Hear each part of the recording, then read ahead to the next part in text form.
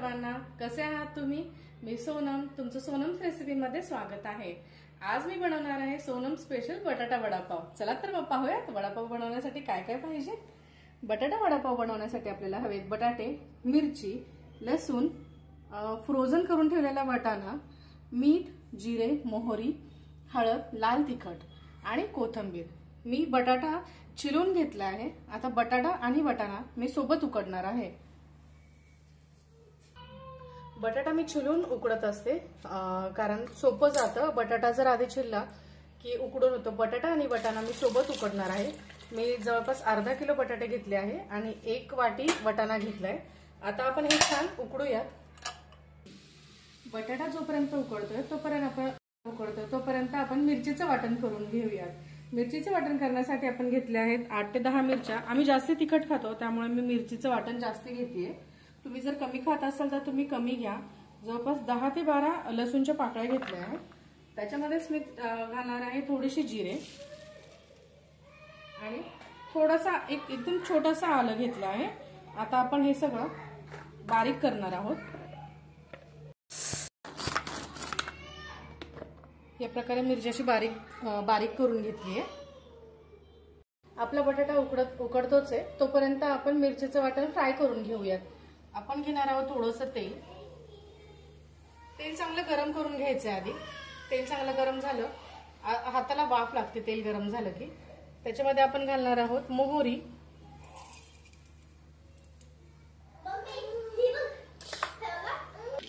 मोहरी चांगली तडतडतीये। मोहरी चांगली झाली की आपण जिरे घालणार आहोत। जिरे चांगले फ्राय झाले की आपण त्याच्यामध्ये मिरचीचं वाटण जे केलं होतं ते मिरचीचं वाटण घालणार आहोत। वाटण चांगलं फ्राय करून घ्यायचंय। मी मिरची जास्ती घेतली आहे। तुम्ही तुमच्या इथे कमी तिखट खात असेल तर तुम्ही कमी पण घेऊ शकता।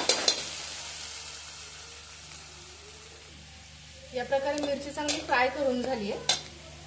आपण याच्यामध्ये घालणार आहोत थोडीशी अर्धा चमचा हळद,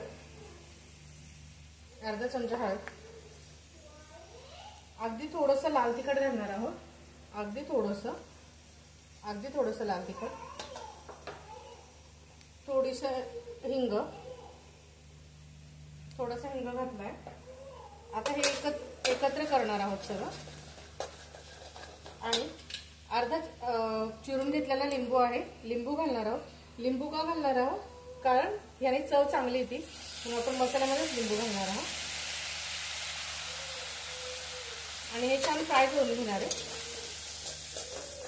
प्रकारे आपण बटाटे सर्व उकडून घेतलेत। बटाट्यामध्ये पाणी नाही राहिलं पाहिजे, बटाटे पूर्ण कोरडे झाले पाहिजे। आणि जर बटाटे तुमचे थोडेसे ओलसर असतील तर तुम्ही पोहे बारीक करून पण घालू शकता त्याच्यामध्ये। आता आपण हे सगळं स्मॅश करून घ्यायचं आहे।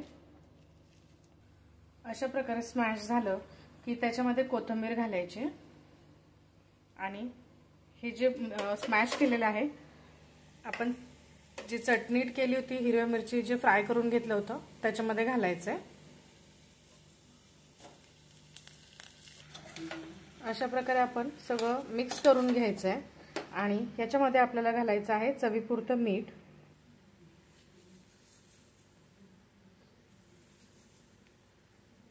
अशा प्रकारे आपली बटाट्याची चटणी तयार आहे।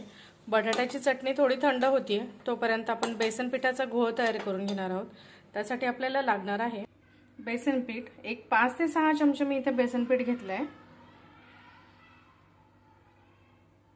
मी बेसन पीठ जास्त घेतलंय कारण मी बटाट्याची चटणी 5 ते 6 लोकांच्या अंदाजाने केली आहे। तुम्ही कमी पण घेऊ शकता। बटाट्याच्या चटणीमध्ये इथे घालणार आहोत हळद, थोडीशी हळद घालणार आहोत, अर्धा चमचाला पण कमी म्हणजे पाव चमचा हळद, थोडंसं लाल तिखट, अगदी थोडंसं लाल तिखट घातलंय, चवीपुरतं मीठ घालणार आहोत आणि सोडा, 1 चिमूटभर सोडा किंवा चिमूटभरला थोडासा जास्ती सोडा घालणार आहोत आपण। आणि हे पाणी टाकून सगळं एकजीव करणार आहोत। यामध्ये पाणी थोडं थोडं घालून घ्यायचं आहे आणि मिक्स करत राहायचं आहे। याच्यामध्ये गुठळ्या अजिबात नाही राहिल्या पाहिजे, जास्ती घट्ट पण नाही आणि जास्ती पातळ पण नाही। ह्या प्रकारे आपल्याला करायचं आहे।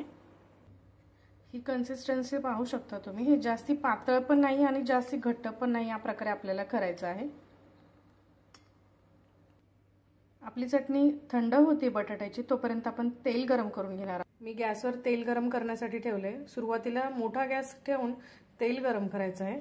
हात लावायचा, हातावर थोडी गरम वाफ बसली की तेल गरम झालंय, मग बारीक करायचा आहे गॅस।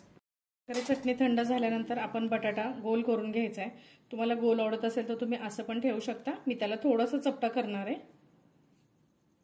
ह्या अशा पद्धतीने मी त्याला थोडंसं चपटा करणार आहे आणि असं चपटा केल्यानंतर बेसन पिठाच्या घोळमध्ये घालणार आहे त्याला। आपलं तेल गरम झालंय की नाही, आपण थोडंसं त्याच्यामध्ये बेसन पीठ टाकून चेक करणार आहोत गरम झालंय की नाही। आणि याला जास्ती पीठ पण नाही ठेवायचं आणि जास्त कमी पण नाही ठेवायचं। ह्या अशा पद्धतीने घ्यायचंय। जर जास्त झालं असेल तर आपण हाताने असं काढून टाकू शकतो।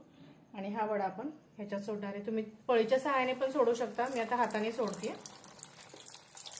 आपण वडे टिश्यू पेपरवर काढून घेऊया, जे आपलं एक्स्ट्रा तेल असतं ते निघतं। मिरची तळून घेतली आहे।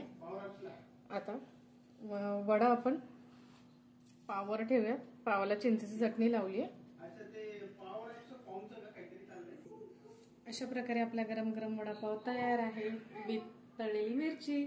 जर तुम्हाला माझी वडापावची रेसिपी आवडली असेल तर प्लीज चॅनलला लाईक करा, शेअर करा आणि सबस्क्राईब करा। थँक्यू।